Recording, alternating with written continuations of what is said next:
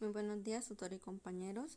Vengo a presentar la tarea 3, componentes del manejo integrado de plagas, presentado por mi persona, Carol Bermúdez. Pertenezco al CEDAT Yopal. Se lo presento al tutor Oscar Mauricio Moya y pertenezco a la escuela de ECARNA. Como introducción de este trabajo, tenemos que el presente trabajo se basa en dar un poco más de conocimiento sobre el manejo integrado de las plagas, que esta es una estrategia que busca proteger los cultivos mediante la implementación de diversas técnicas que limitan la aparición de plagas, priorizando la salud humana y ambiental. En los componentes del manejo integrado de plagas tenemos el control cultural, control biológico, resistencia de plantas a insectos, ecología química, ingeniería genética, técnicas de esterilización de insectos plaga y control químico.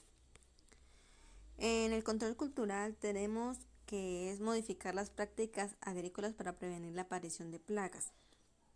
Como ejemplos tenemos, como se muestra aquí en la imagen, la rotación de cultivos, que es la que consiste en sembrar diferentes cultivos en el mismo campo en años sucesivos, pues para poder romper los ciclos de vida de las plagas. Tenemos los aporques, que es acumular tierra alrededor de la base de las plantas para poder eliminar las malas hierbas y así poder controlar las malezas que atraen las plagas. Y la poda, que es donde se eliminan las partes afectadas de la planta, ya sea por plagas o por enfermedades. Y también especialmente para que no se propaguen los hongos. En el control biológico tenemos que es utilizar enemigos naturales de las plagas para poder controlar sus poblaciones. Se tienen como ejemplo los insectos depredadores, los insectos parasitoides y los microorganismos. En los insectos depredadores tenemos las crisopas, que es los que se alimentan de una gran variedad de insectos pequeños como los pulgones. En los insectos parasitoides tenemos al trichograma, que es una microavispa que pone sus huevos dentro de los huevos de otros insectos para impedir que nazcan. Y en los microorganismos tenemos al virus, los hongos y las bacterias. En virus, pues, es donde entra la polilla del manzano y que mata las larvas. En los hongos tenemos el trichoderma, que es el que protege contra los patógenos del suelo. Y en las bacterias tenemos la Bacillus, que es la que se utiliza contra las orugas. En la resistencia de plantas a insectos tenemos que es la capacidad de las plantas para evitar el daño causado por los insectos. Como ejemplo tenemos la anticenosis, que es donde las plantas pueden producir compuestos químicos, que esto hace que se alejen los insectos de la planta y que disminuyan que se alimenten o puedan poner sus huevos en ella. Tenemos también la antibiosis, que es donde la planta puede llegar a tener unos compuestos que perjudican la fisiología del insecto.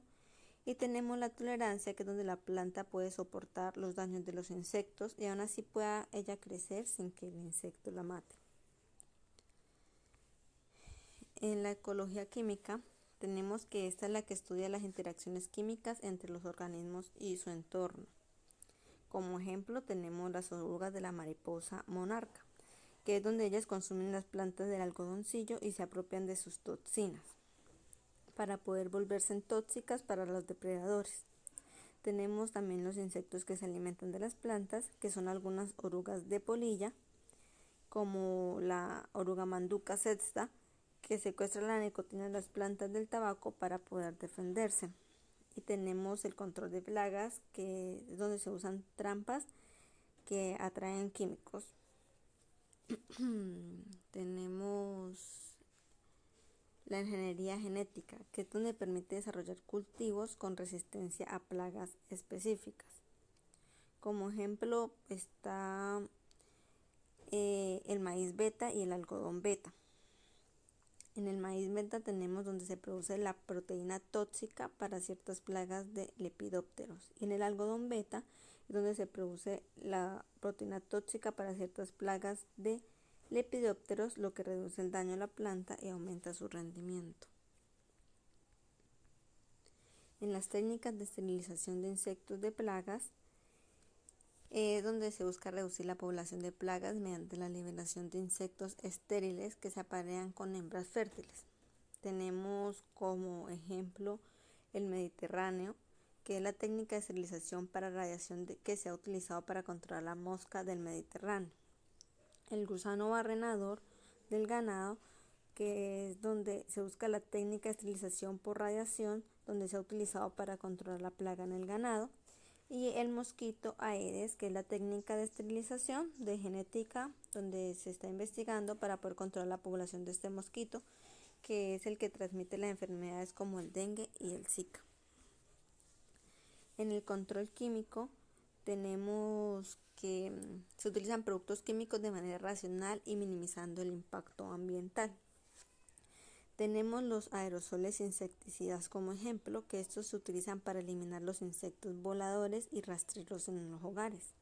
Tenemos los cebos tóxicos, que son los que se colocan en lugares estratégicos para que los insectos como las hormigas o cucarachas se lleven los cebos tóxicos al nido y pues se puede eliminar su colonia. Y el rociado de cultivos, que son donde se aplican los insecticidas líquidos o en polvo para que puedan proteger sus cultivos de las plagas como pueden ser los ácaros, los pulgones o los trips. Y ya como conclusión del trabajo tenemos que el uso excesivo de productos químicos ha dañado el medio ambiente, por lo que se buscan alternativos como la ecología química, el control cultural y biológico para manejar plagas de manera sostenibles, siendo fundamental el manejo integrado de plagas para proteger los cultivos. Y como recomendación, pues se recomienda capacitar a las personas de las zonas rurales sobre el manejo de plagas para que muy pocas veces tengan que utilizar el control químico y puedan reducir los daños en la salud humana y del medio ambiente. Las bibliografías y ya, muchas gracias.